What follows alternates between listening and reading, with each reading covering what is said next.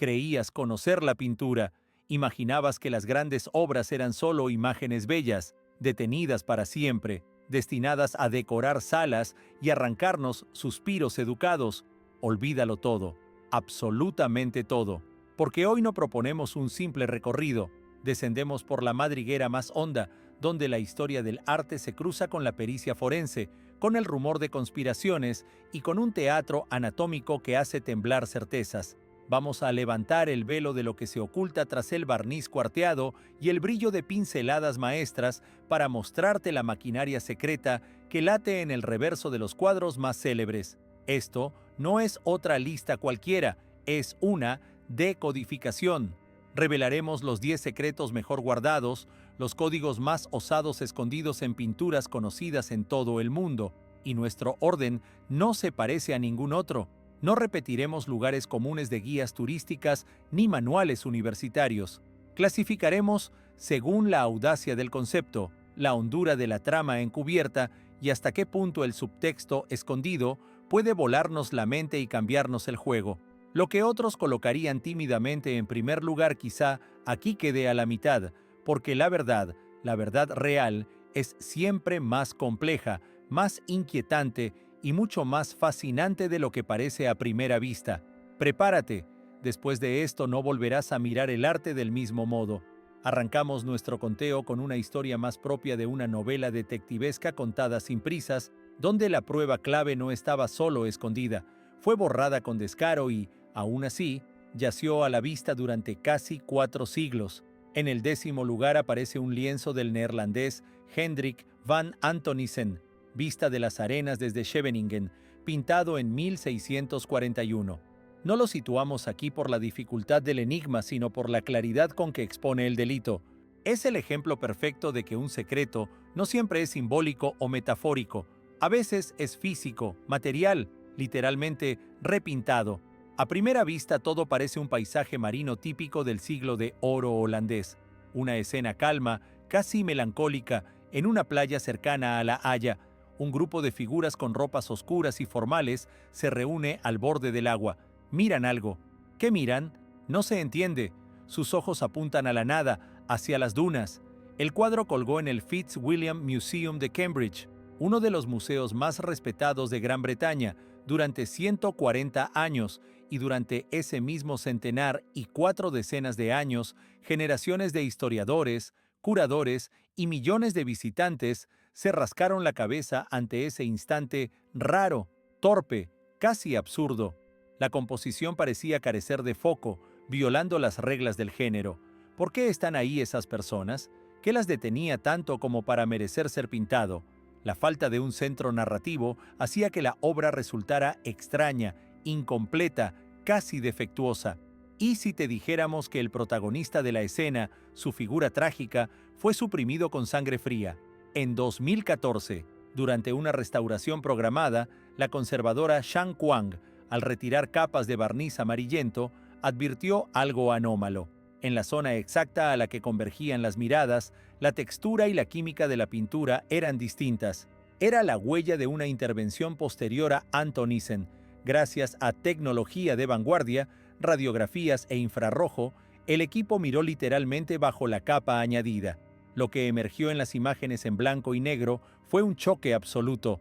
Debajo del cielo y el agua tranquilos yacía el cuerpo descomunal y oscuro de un enorme cachalote varado en la playa. De pronto, todo encajó. La escena cobró vida, sentido, pulso. Las figuras no estaban de pie sin motivo, asistían a un acontecimiento grandioso y aterrador a la vez. En el siglo XV, el encallamiento de una ballena no era mera curiosidad zoológica, era un signo, un presagio de cólera divina o de calamidades por venir. Era un espectáculo público que atraía multitudes de toda la comarca, un suceso comentado durante semanas en tabernas, iglesias y plazas.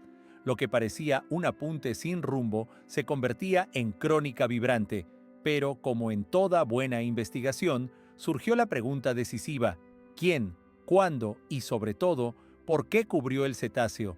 Todo indica que la supresión fue relativamente reciente, quizá en el siglo XV o incluso en el XIX. La teoría más verosímil apunta a un marchante avispado, aunque poco escrupuloso, o a un antiguo propietario del cuadro. Tal vez juzgó que la imagen de un animal muerto, inmenso y desagradable, resultaba repelente y dificultaría una venta provechosa. Un paisaje sereno circulaba mejor que la visión de una carroña junto al mar. Con unas cuantas pinceladas, ese editor anónimo no solo alteró el cuadro, extirpó su esencia, su nervio, transformándolo de reportaje dramático en escena anodina. Solo tras casi 2 siglos, gracias a la tecnología, la verdad regresó y la ballena recuperó su lugar. Este caso ocupa el 10º puesto porque demuestra, como pocos, que a veces el mayor secreto no es aquello que el artista oculta con astucia, sino lo que otro, por interés o torpeza, intenta esconder de nosotros. Del 10º peldaño, donde el misterio fue enterrado bajo pintura, ascendemos al 9º, donde el secreto es microscópico, finamente incrustado en el lienzo, y se percibe solo siglos después. No revela una trama oculta, sino el alma altiva y rebelde del propio creador.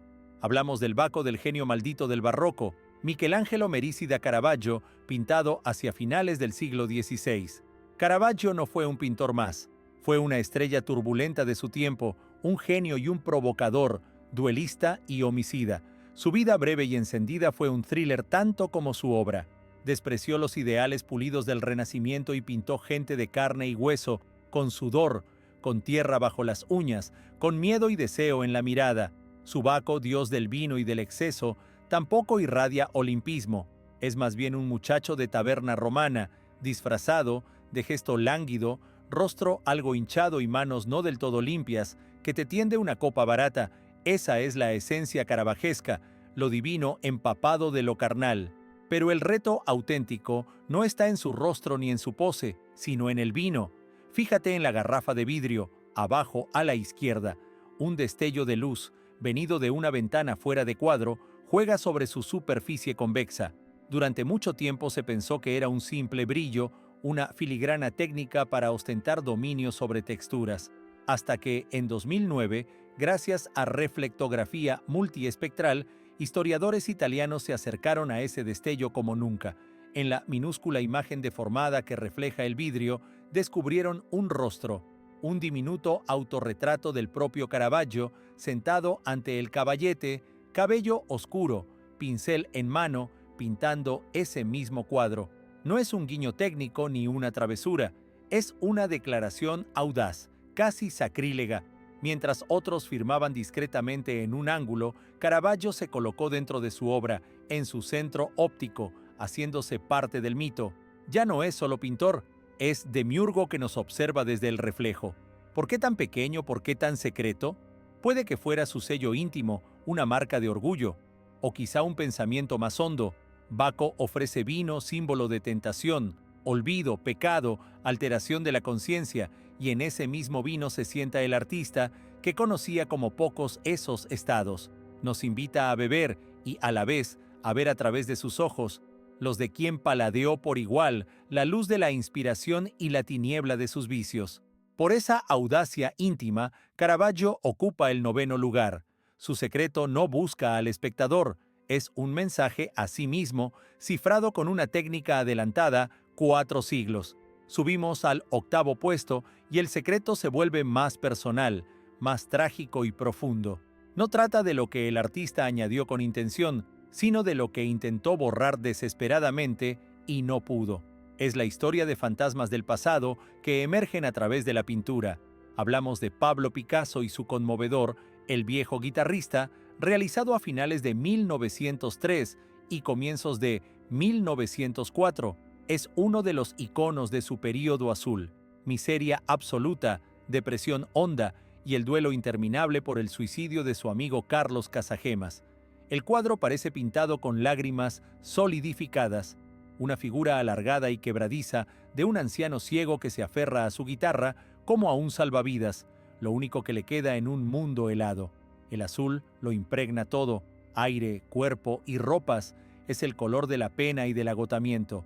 Durante años, restauradores notaron contornos extraños e irregularidades que no encajaban con el anciano, sobre todo en cuello, cabeza y piernas. Se atribuía al trazo vehemente de Picasso, pero en 1998, antes de una gran exposición, expertos del Art Institute of Chicago escanearon el lienzo con una cámara infrarroja entonces novedosa. Esa técnica permite atravesar capas superiores y revelar dibujos subyacentes. Lo que apareció dejó a todos sin aliento. Bajo el anciano moribundo se delineaba con claridad radiográfica el fantasma de otra obra. Era un retrato femenino, una joven de pelo largo y oscuro, con la mano izquierda extendida, a sus pies el contorno de un niño y de un animal, tal vez un toro o una vaca, otra escena, otro clima, quizá una alegoría de la maternidad, de la vida. ¿Por qué la cubrió? La respuesta obvia es la pobreza monstruosa. En ese París Picasso estaba tan falto de recursos que a menudo no podía comprar nuevos lienzos, y como tantos, reutilizaba obras que juzgaba fallidas. La necesidad económica en este caso engendró algo mayor que un ahorro. El fantasma femenino no desapareció por completo. Con los años la capa azul se afinó y su silueta comenzó a aflorar, mezclándose con el músico y creando un efecto inquietante y plurisemántico.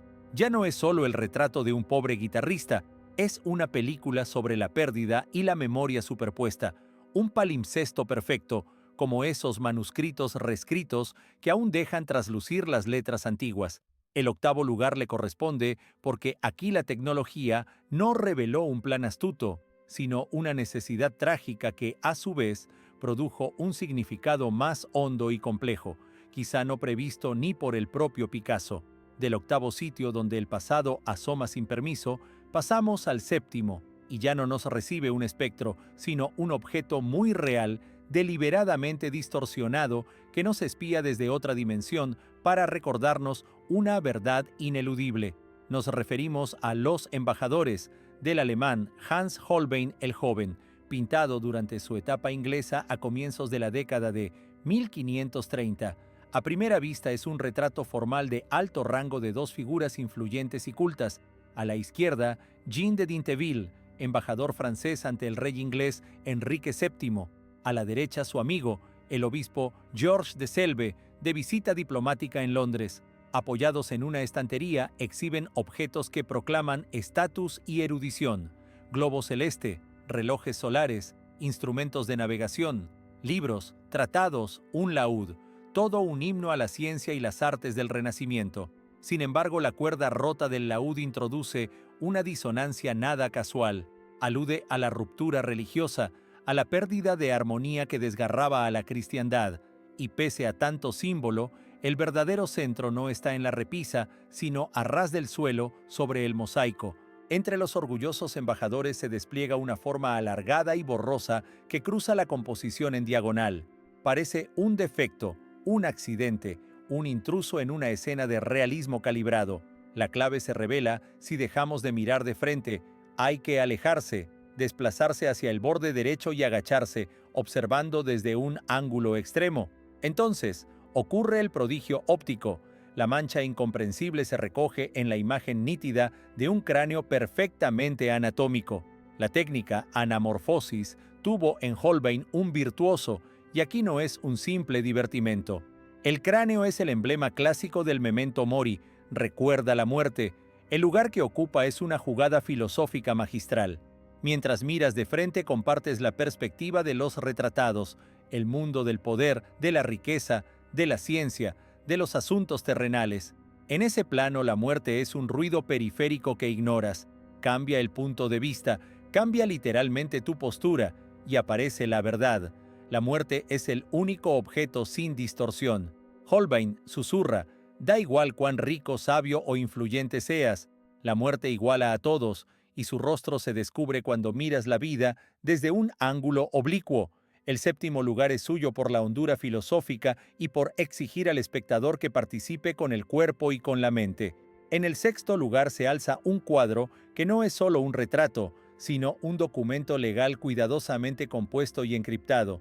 Su secreto principal es una firma que transforma al pintor en testigo y casi en notario: el matrimonio Arnolfini, del maestro flamenco Jan van Eyck, fechado en 1434, es quizá una de las pinturas más enigmáticas y estudiadas del Renacimiento del Norte.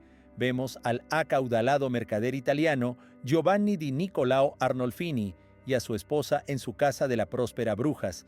Cada detalle grita riqueza: una lámpara de latón, alfombras orientales, terciopelos y pieles, e incluso naranjas en la repisa y en el arcón. Fruto exótico y carísimo entonces. ¿Qué sucede exactamente? Durante mucho tiempo se interpretó como una boda o un desposorio íntimo. La pareja une manos en gesto de votos. Una vela encendida en la lámpara, en pleno día, simboliza la mirada de Dios.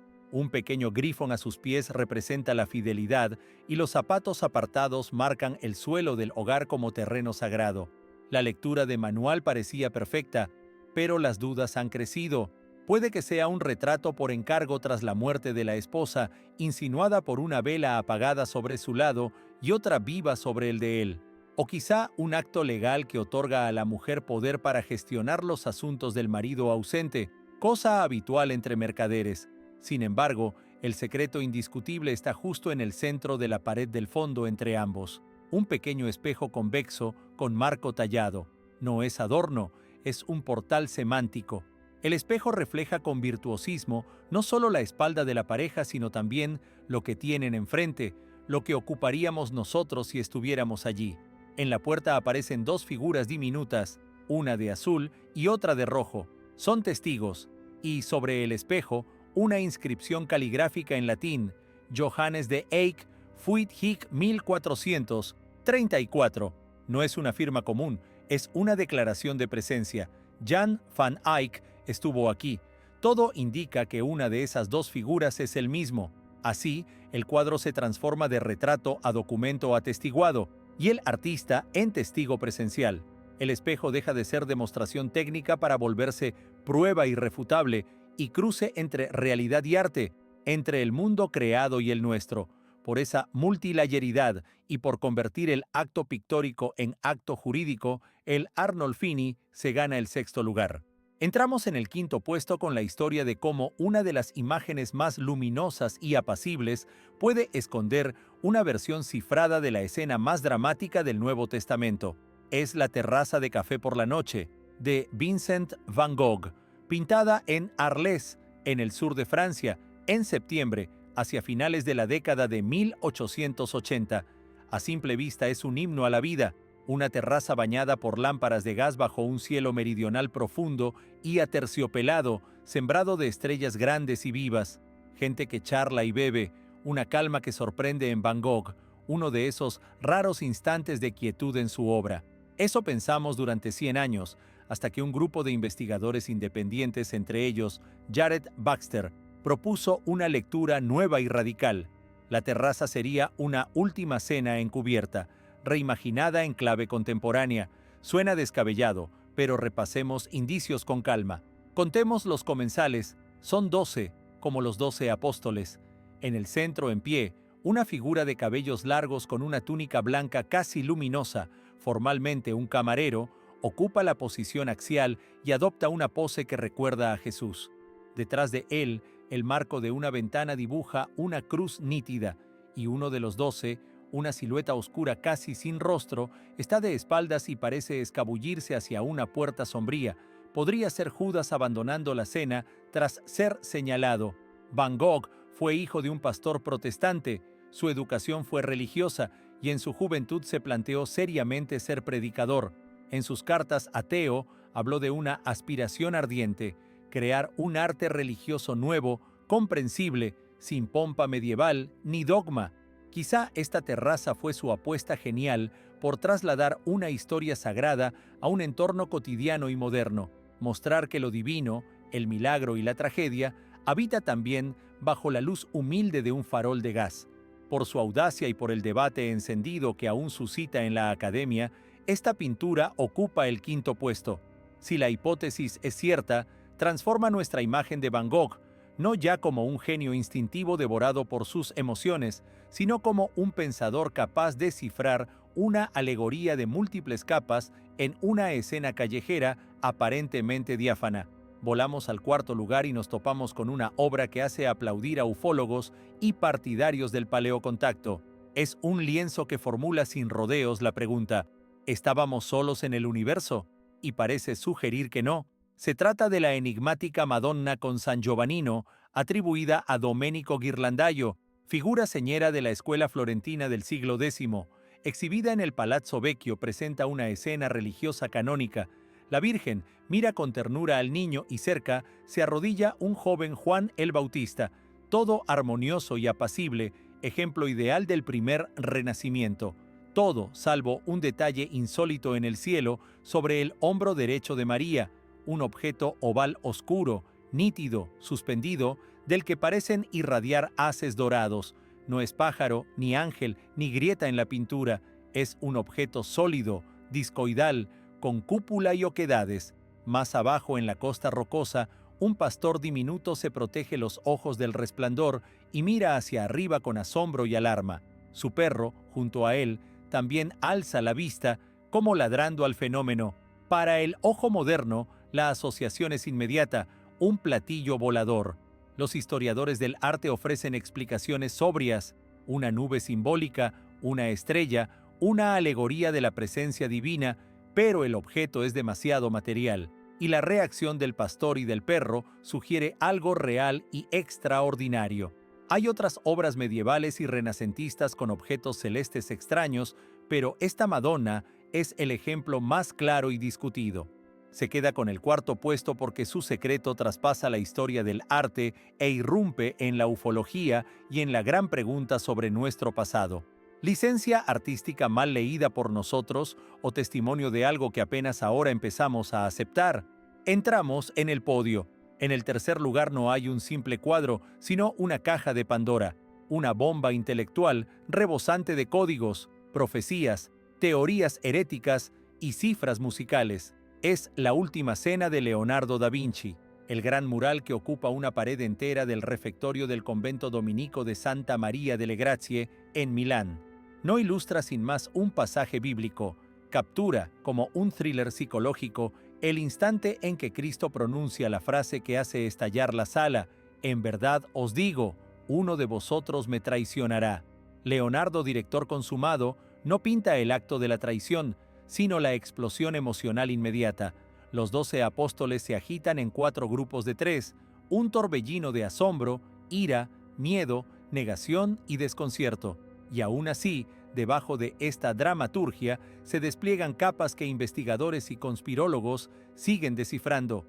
La teoría más famosa, popularizada por Dan Brown, sostiene que la figura a la derecha de Cristo no es el apóstol Juan, sino María Magdalena, su esposa secreta y heredera espiritual, algo sugerido por su apariencia delicada y por una gran M que formarían las siluetas.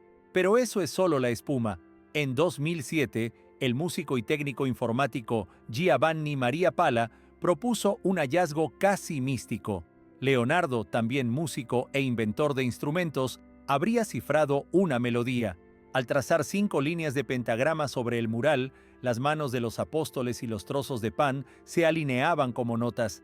Leyéndolas de derecha a izquierda, como la escritura especular favorita de Leonardo, obtuvo una composición de 42 segundos. Interpretada en órgano, sonó como un requiem sombrío y conmovedor, en sintonía con la escena de traición y despedida. Por su parte, la investigadora vaticana Sabrina Sforza Golizzi afirmó haber descifrado un código matemático y astrológico escondido en la obra. Según su lectura, Leonardo predijo la fecha del fin del mundo. Comenzaría el 21 de marzo de 400 en forma de un nuevo diluvio universal y concluiría el 1 de noviembre de ese mismo año, inaugurando una era nueva. La clave residiría en símbolos zodiacales y fórmulas dispuestas en la ventana central sobre Cristo y en la colocación de las figuras. La Última Cena se queda con el tercer lugar porque es campeona absoluta en cantidad y variedad de misterios, teológicos, musicales, matemáticos, conspirativos.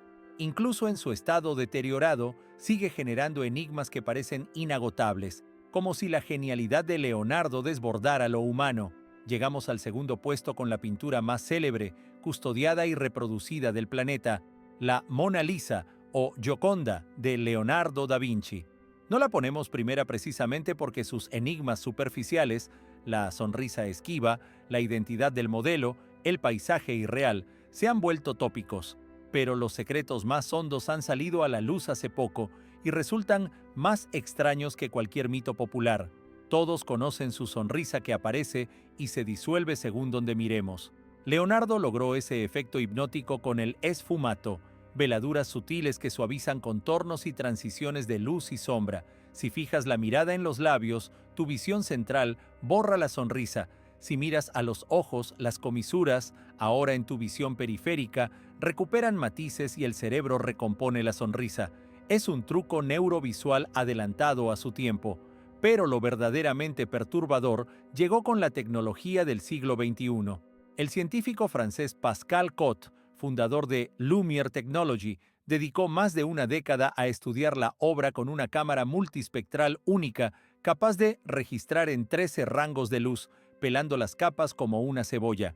Encontró al menos 3 imágenes bajo la versión final. Una era un contorno con cabeza de tamaño y peinado distintos.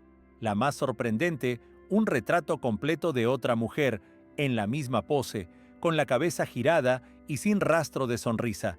Cote sostiene que ese sería el verdadero retrato de Lisa Gherardini, esposa del mercader florentino Francesco del Giocondo, y que la figura que hoy vemos sería posterior, quizá una imagen idealizada o de otra persona. Es decir, la Mona Lisa no sería, en rigor, Lisa. Investigadores italianos del Comité Nacional de Patrimonio Cultural, ampliando copias digitales de ultra alta resolución, anunciaron haber hallado letras y números microscópicos en los ojos. En el derecho, las letras LB, quizá las iniciales de Leonardo da Vinci. En el izquierdo, signos como XA o B, aún indescifrados. Y en el puente del paisaje, a la derecha del hombro, el número 72. ¿Qué significan? Las teorías oscilan desde referencias cabalísticas y numerológicas hasta fórmulas matemáticas o coordenadas. La Gioconda ocupa el segundo lugar porque encarna cómo la obra más famosa continúa siendo su mayor misterio. Cada estudio científico abre nuevas preguntas, más complejas que las anteriores. Llevamos 5 siglos mirándola y aún no sabemos con certeza quién es, cuántas son, ni qué cifró el más grande y enigmático de los genios en sus ojos. Y llegamos al número 1, la cumbre de nuestro recorrido, el secreto oculto en el techo más famoso del mundo, el corazón de la fe católica, la capilla privada del Papa en Roma, un secreto tan audaz, tan irreverente en su concepción y tan brillante en su ejecución, que cambia nuestra comprensión del artista y del conflicto eterno entre ciencia y religión. Hablamos de Michelangelo Buonarroti y de su fresco central en la Capilla Sixtina, La creación de Adán. Miles de millones reconocen la imagen. Dios Padre, anciano poderoso de barba gris, vuela en torbellino rodeado de ángeles y extiende su mano hacia Adán, hermoso y lánguido, para infundirle vida. Sus dedos casi se tocan en el instante máximo, la chispa vital. Ahora mira no al rostro de Dios, sino a lo que lo envuelve, ese manto púrpura gigantesco, ondulante como vela, que cobija un grupo de ángeles apretados. ¿A qué se te parece? En 1990 el médico estadounidense Frank Meshberger, neuroanatomista, hojeaba un libro de reproducciones cuando tuvo una epifanía profesional. El contorno de ese manto con los ángeles calca con precisión asombrosa la silueta del cerebro humano en corte sagital. No es un parecido lejano, todo está en su sitio. El surco de Silvio coincide con el dorso de un ángel y la pierna de Dios. El cerebelo, el tronco encefálico, arterias principales y nervio óptico están definidos con exactitud. La bufanda verde que flamea abajo sigue el trayecto de la arteria vertebral. El pie del ángel que asoma en el extremo inferior señala la ubicación de la hipófisis, la gran glándula maestra. La probabilidad de una coincidencia acumulada así es nula. Michelangelo, pese a las prohibiciones eclesiásticas más severas, disecó cadáveres en secreto. Conocía la anatomía por dentro y la ocultó en el centro mismo de su obra religiosa mayor, en el corazón del Vaticano. ¿Qué quiso decir? La lectura más directa. Dios entrega a Adán no solo vida sino razón, intelecto, conciencia. El don divino es el cerebro. La interpretación más atrevida, casi herética, sugiere otra cosa. Dios no es un anciano en los cielos. Dios es una creación de nuestra mente. Existe dentro de nosotros, en nuestro cerebro. Sería una bofetada intelectual al dogma, ejecutada bajo las narices de quienes encargaron la obra en su santuario supremo. Y, por si quedara duda de su espíritu insumiso, Michelangelo dejó otra seña en la misma capilla. En el retrato del profeta Zacarías, que muchos creen inspirado en el detestado por él, Papa Julio II, su comitente, un ángel a sus espaldas realiza la higa, un gesto obsceno y ofensivo. La creación de Adán se alza con el primer puesto porque acaso sea el mayor acto de ironía intelectual de la historia, un secreto que no añade un detalle curioso, sino que transmuta el sentido entero de la obra, de himno religioso a manifiesto velado de humanismo y del triunfo, silencioso pero tenaz, de la ciencia sobre el dogma. Y ahora, dime, ¿cómo volver a contemplar los grandes maestros con los mismos ojos, sabiendo que, bajo cada capa de pintura, puede latir un mundo que solo espera el ángulo, la luz o la pregunta adecuados para revelarse?